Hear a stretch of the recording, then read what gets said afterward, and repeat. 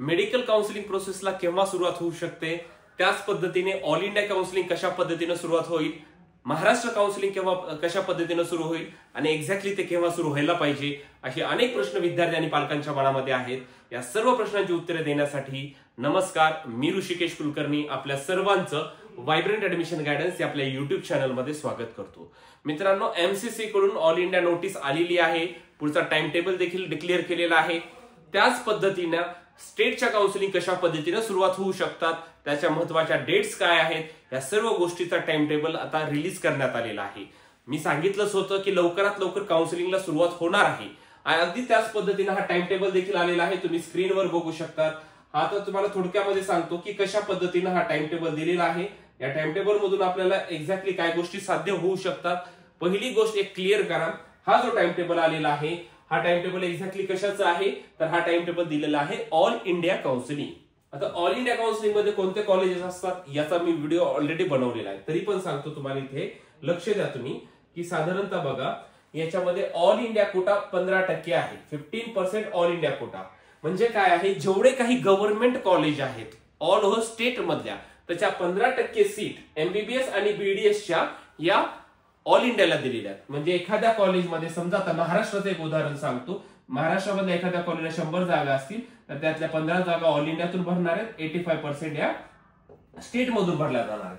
आता काही विद्यार्थ्यांना काय वाटतंय की बाहेरच्या राज्याचं वेगळं रजिस्ट्रेशन करावं लागेल का. समजा आता काही जणांचे असे फोन येतात, बरेचदा सांगून तरी पण युपी मध्ये असेल किंवा कर्नाटक मध्ये असेल किंवा अजून कुठल्या राज्याचं एमपी मधला फॉर्म आम्हाला भरायचा आहे, तर हा ऑल इंडियाचा फॉर्म आहे 15%. ही सेंट्रलाइज प्रोसेस आहे. तुम्हाला या राज्यातल्या 15% सीटसाठी जाता येतो तुम्हाला याचं, पण ते फक्त गव्हर्नमेंट कॉलेजसाठी, प्रायव्हेट कॉलेजसाठी नाही. हा जो आहे फक्त याच्यामध्ये गव्हर्नमेंट कॉलेज पार्टिसिपेट असतात. हे जो 15% ऑल इंडिया कोटा आहे, याचा कोट ऑफ देखील मी तुम्हाला सांगतो लास्ट इयरचा कशा पद्धतीने असतो. पण 15% सीट्स आणि सर्व स्टेट मधले विद्यार्थी इलिजिबल असतात, याच्यामुळे याचा कोट ऑफ हा खूप हायर साईडला जातो. पण प्रत्येक राज्यासाठी वेगळं अप्लाय करावं लागतं का, नाही. या एकाच रजिस्ट्रेशन मधून तुम्हाला प्रत्येक राज्यातल्या गव्हर्नमेंट एमबीबीएस कॉलेजला तुम्हाला 15% सीटसाठी तुम्ही इलिजिबल आहेत. प्रायव्हेट साठी अजिबात नाही, प्रायव्हेट साठी ही प्रोसेस नसते, हे लक्षात घ्या.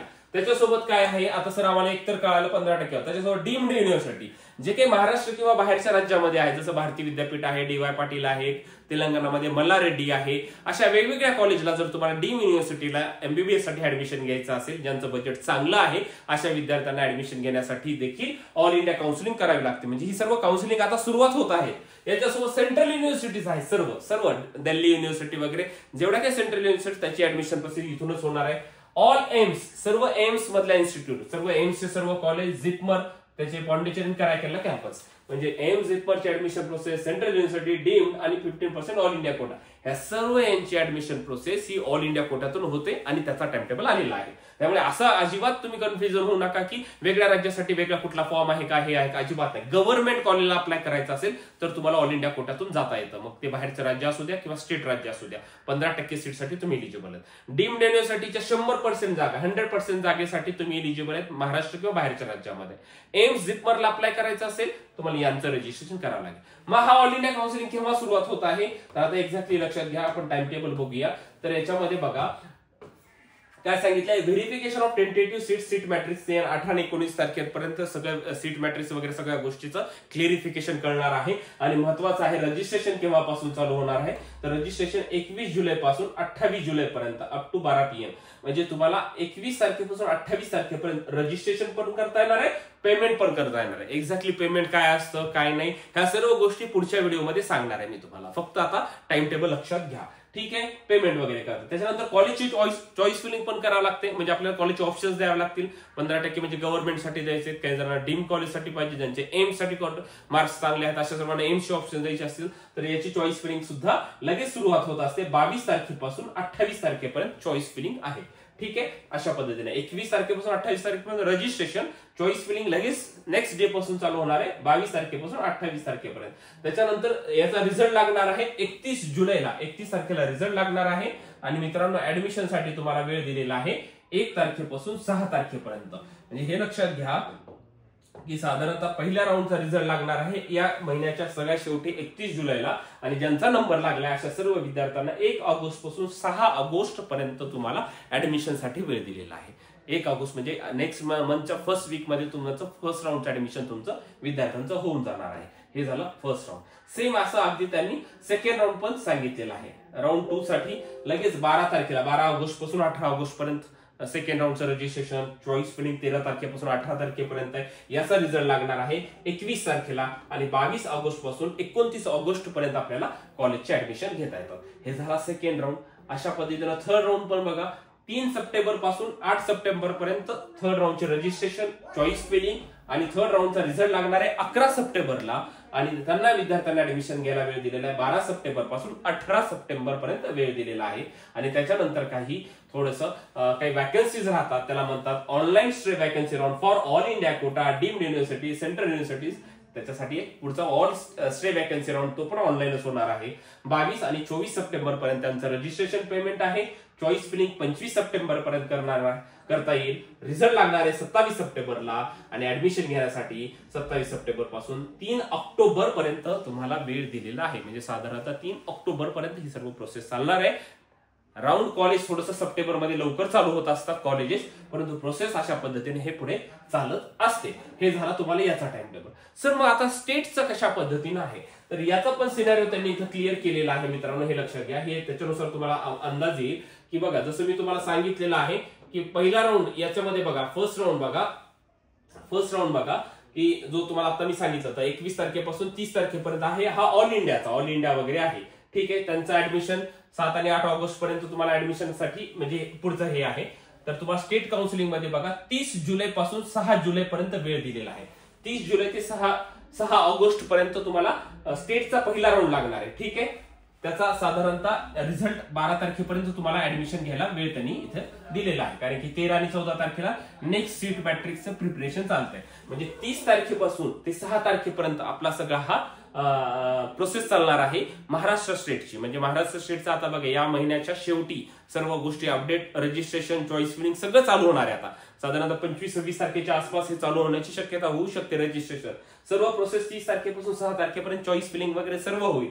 रिझल्ट लागू शकतो 7 तारखेला, 7-1 ऑगस्ट पर्यंत रिझल्ट लागू शकतो, आणि ऍडमिशन घेण्यासाठी 7 तारखेपासून 12 तारखेपर्यंत वेळ दिला जाईल. हे झाला महाराष्ट्राचा पहिल्या राऊंडचा टाइम टेबल. हा स्टेटचा टाइम टेबल आहे. ठीक आहे. अशाच पद्धतीनं पुन्हा सेकंड राऊंड इथं चालेल तुम्हाला 12 ऑगस्ट ते 25 ऑगस्ट, आणि स्टेटचा असणार आहे 19 ऑगस्ट पासून 29 ऑगस्ट पर्यंत. म्हणजे अशा पद्धतीनं फर्स्ट राऊंड हा स्टेटचा first round, all India first round, state first round, all India second, state second, अशा पद्धतीने. म्हणजे जेणेकरून कन्फ्लिक्ट होणार नाही, विद्यार्थ्यांचा कन्फ्युजन होणार नाही. याचे रूल्स असतात की तुम्हाला इकडे जाता येईल का, दोन्ही काउन्सिलिंग मध्ये जाता येतं, परंतु जसं जसं पुढे जाणार आहे तसे तसे काही रूल्स चेंज होतात. हे रूल्स कशा पद्धतीने असतात हे देखील मी तुमच्यासमोर लवकरच घेऊन येणार आहे. आता याच्यासोबत एक महत्वाचं बघा की सर ऑल इंडियामध्ये आता आम्ही पार्टिसिपेट करावं का, अशा अनेक विद्यार्थ्यांचे प्रश्न असतात. एक थोडक्यामध्ये सांगतो मी. प्रत्येक कॅटेगरी वाईज हे तुम्हाला फक्त ओव्हरऑल कट ऑफ मी इथे सांगत आहे. ओव्हरऑल कट ऑफ लास्ट इयरचा सिनारिओ सांगत आहे एमबीबीएसचा ते पण. ठीक आहे. हा आहे कट ऑफ मित्रांनो 15% all India quota, 15% all India कोटाचा, जो की आता रजिस्ट्रेशन चालू होत आहे. ठीक आहे. तर याच्यासाठीचं बघा फर्स्ट राऊंड बघा, ओपन कॅटेगरीसाठी तुम्ही आता फक्त फोकस करायचं आहे ऑल इंडिया रँकला, बाकी कशालाच नाही. फर्स्ट राऊंडला क्लोज झालाय 19,603 ऑल इंडिया रँकला क्लोज झालेला. त्या विद्यार्थ्याचा लास्ट इयरचा स्कोर होता. स्कोरकडे जाऊ नका. Second round all India rank close झालाय 22,995, आणि तिसऱ्या राऊंडला क्लोज झाला आहे 24,842. हे थर्ड राऊंड पर्यंत ऑल इंडियाचे कट ऑफ आहेत. साधारणतः आयडियल आपण पकडतो 25,000 ते 26,000 ऑल इंडिया रँक पर्यंत ऑल इंडिया काउन्सिलिंग मध्ये त्या विद्यार्थ्यांना सीट मिळत असतात. जर तुमचे रँक्स असे व्हॅरी करत असतील, यामध्ये जर आता हे प्रत्येक कॅटेगरीनुसार आहे मित्रांनो. एससी कॅटेगरी असेल तर या रँक तुम्ही फॉलो करू शकतात. एसटी कॅटेगरी, ओबीसी आहे, आणि ईडब्ल्यूएस असतात. अशा पद्धतीने हे रँक्स असतात. या पद्धतीने तुम्ही जर असे तुमचे रँक्स असतील तरच तुम्ही ऑल इंडिया काउन्सिलिंगला फोकस करा, अन्यथा ऑल इंडिया काउन्सिलिंग करण्यात काही अर्थ बनत नाही. अशा पद्धतीने आहे. मी प्रत्येक कॅटेगरीनुसार गेल्या वर्षी ओपन कॅटेगरीला ऑल इंडिया मधून कुठलं कॉलेज किती रँकला क्लोज झालं होतं, ईडब्ल्यूएसला, एससी एसटीला, हे सर्व तुम्हाला प्रत्येक ओबीसी साठी प्रत्येक कॅटेगरीनुसार गेल्या वर्षीचं कॉलेज कोणतं कॉलेज किती मार्क्सला किती रँकला क्लोज झालं होतं याची पीडीएफ देखील आपल्या ग्रुपमध्ये शेअर करणार आहे. लक्षात घ्या महत्वाचं, ही काउन्सिलिंग जी आता सुरुवात होणार आहे ती फक्त एमबीबीएस बीडीएस 15% गव्हर्नमेंट कॉलेज ज्याच्यामध्ये बाहेरच्या राज्यातले फक्त गव्हर्नमेंट कॉलेज 15% अवेलेबल असणार आहेत, स्टेट मधले कॉलेज 15% सीट अवेलेबल असणार आहे. ज्या विद्यार्थ्यांना स्कोर चांगला आहे, ज्या विद्यार्थ्यांना एम्स सारख्या कॉलेजमधून एमबीबीएस करायचंय किंवा जिपमर सारख्या कॉलेजमधून एमबीबीएस करायचे, अशा विद्यार्थ्यांसाठी ही काउन्सिलिंग असणार आहे, ऑल इंडिया काउन्सिलिंग.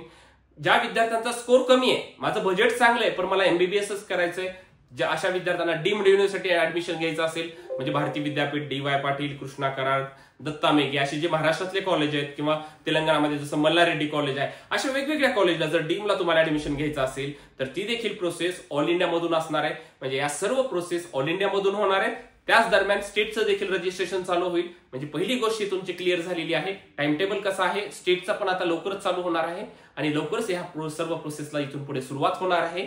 वायब्रंट मध्ये आम्ही तुम्हाला सर्व अगदी स्टेप बाय स्टेप पद्धतीने गाईड करणार आहे. त्यामुळे काही शंका असतील आम्हाला डिस्क्रिप्शन मध्ये, कमेंट सेक्शन मध्ये तुम्ही कळवा. महत्वाचे व्हिडिओज पाहण्यासाठी आजच आपल्या युट्यूब चॅनलला सबस्क्राईब करायला विसरू नका. इथून पुढचे सर्व महत्वाचे व्हिडिओज मी तुमच्यासाठी घेऊन येणार आहे. सर्व महत्वाचे अपडेट्स आपल्या ग्रुपमध्ये शेअर करणार आहे. त्यामुळे सर्वांनी इथून पुढे काळजीपूर्वक काउन्सिलिंगकडे लक्ष द्यायचं मित्रांनो. Thank you so much.